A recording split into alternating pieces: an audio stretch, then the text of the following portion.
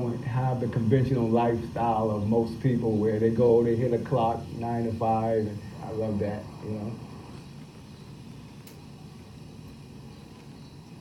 I grew up around Boston, South End, Roxbury, Grove Hall, Dorchester. So pretty much the inner city I grew up. And I love playing chess. I love dancing. I love roller skating. So I'm 47 years old. I'm a young man. Ma, what do you think about Chris? With Chris, with that barber shop, he had come awful a long, long way. I could see the future. Then I said, Chris, hang in there, don't give up. I pretty much started cutting my own hair when I was 13 in the mirror. I would take two mirrors. I'd get one mirror and have another mirror here, and I just cut my hair like this. My hair is going now. I had curly hair. And so from 13 to for a while, I was just cutting my hair, and then I cut my first client was my cousin. I cut his hair, and just as a hobby. The people in the neighborhood started asking me, "Can you cut my hair?" Yeah, sure, no big deal. I cut your hair. But then it started growing. Everybody kept asking me to cut their hair, and I'm like, well, one of my sisters said, "Christopher, why don't you go to school to be a barber?" And I'm like, oh, well, that's a good idea.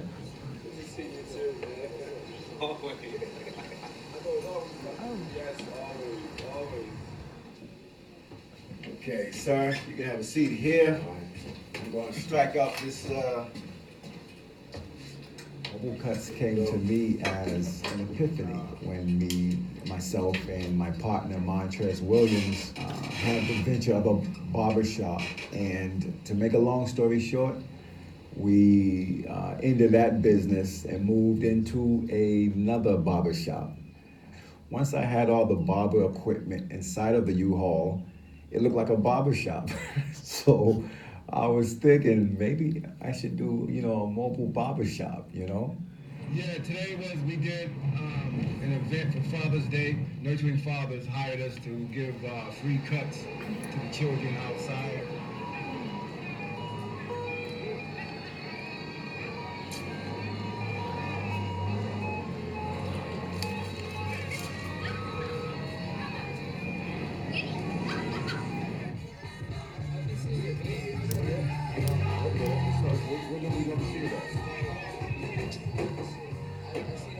The father should guide the son into manhood. He should show him everything.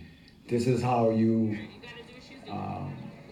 make money. This is how you take care of your family. This is how you take care of your wife. This is how you take care of your children. Show the son through example as well as talking to him. Pretty much showing him, manhood, so that one day the father won't be around, the son would automatically know and do it at an early age, pretty much from birth. He should be, guiding him, showing him, grooming him into being the man that, he wants him to be.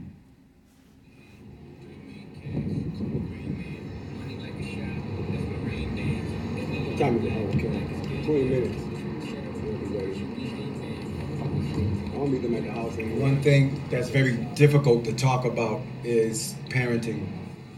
When I remember growing up, it was more like I see him come home from work,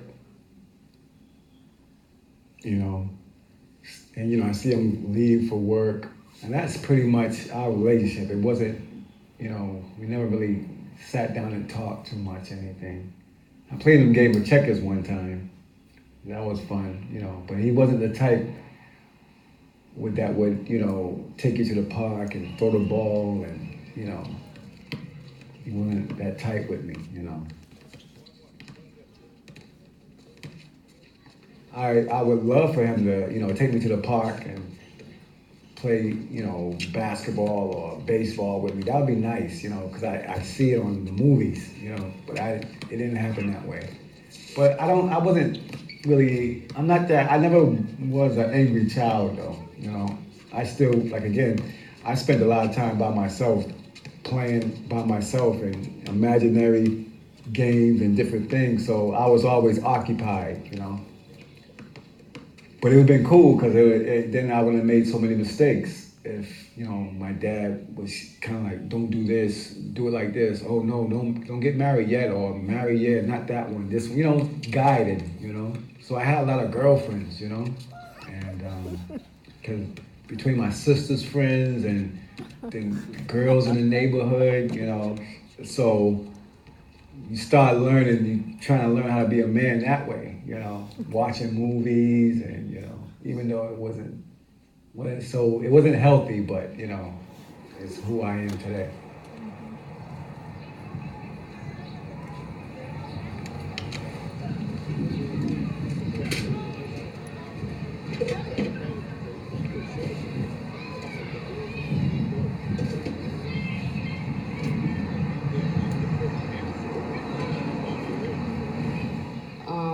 He was hearing rumors, and so that was concerning for him because he wanted to know if the rumors had any truth to them.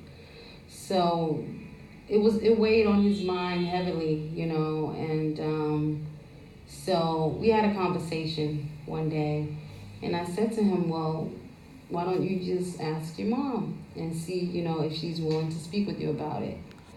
And I do believe, though, he had a conversation with his biological father first. He called me one day, and I said, hey, how you doing, Walter? He said, hey, how you doing? Well, I just want to tell you, you know, I'm your father. It's true. I know it's uncomfortable for your mom, but don't worry about it. I'll talk to her. It's okay, you know. You don't have to worry about anything. I don't have to do nothing, you know. I'll tell your mother, you know, when I told the conversation I had with you. I said, okay. So then I go back and say, hey, Mom, you know, Walter called me. He told me, you know. And then she said, yeah, it's true. Then she said, you think I'm a bad mom? I said, no, not at all. I just wanted to know. I'm not your judge, you know. I can't judge you. But I want to know, you know. And that's how it went, you know. But I never spoke to my father about it, you know. But I think he knows, you know. So he just probably keeps it quiet, you know. I think he wouldn't be able to answer. I think he's uncomfortable, you know. Deep intellectual questions like that, it makes him uncomfortable, you know. But I appreciate and I love the fact that he didn't leave my mom. So I grew up with both my mom and my dad in the same household, even though the situation is, I still had two parents in front of me. So I always wanted that, you know. So I always would get married and try to make that same scenario, but there was things inside of me that I needed to still address, you know.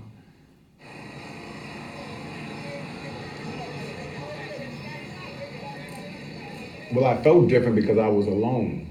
You know, I felt I was able to see myself all the time. I'm in the hospital. We just came back from Canada. They had to leave early because I got sick. And my father didn't trust the doctors in Canada. So he brought us back to the United States. But the way I see it is I can see the back of my head as a child up on the glass. And I want my mother to stay, but it's past visiting hours. At a certain time, you have to leave because visiting hours is over. And I remember my mother standing there, and I said, Mom, are you going to stay here with me? She said, yeah, I'm not going nowhere, baby. And I said, you sure? She said, yeah. So I would just hold her hand, and I'm falling asleep. And then she would put her coat on. I said, where you going? She said, no, I'm not going. I'm just cold. I said, you sure? She said, yeah. So then she said, I got to go to the bathroom. I said, you gonna come back? She said, yeah, you know. And then she started walking towards the door, and I'm sitting there like this. But the interesting thing is, I can see the back of my head as a child like this, seeing that she's gonna come back, you know. And then she's walking, and then as soon as she turns the corner, I go, Mommy! Like I just knew she wasn't coming back.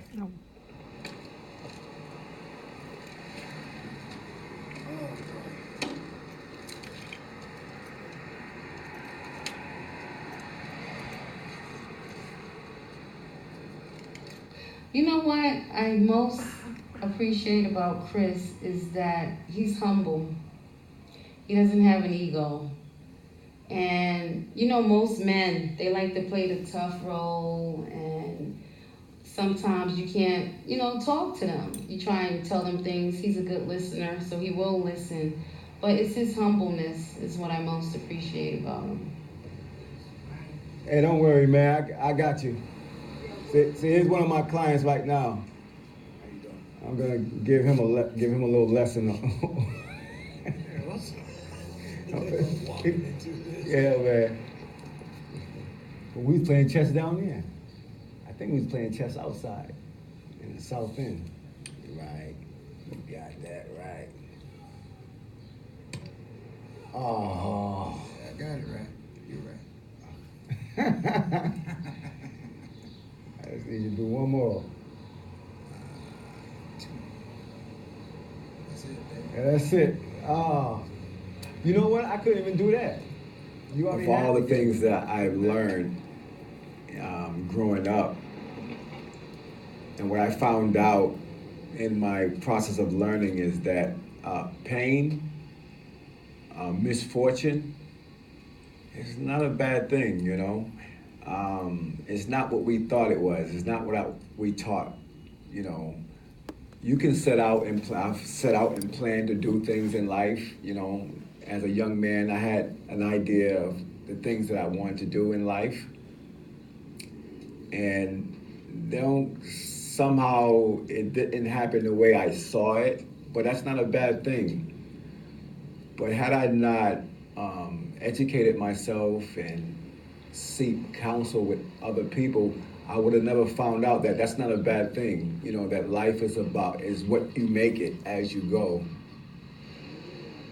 I felt different when I was younger, and come to find out I am different, you know, and for a number of reasons, you know. My upbringing around women, not having two fathers but not being fathered at all. Like I had two, but they wasn't, giving me what I needed, you know.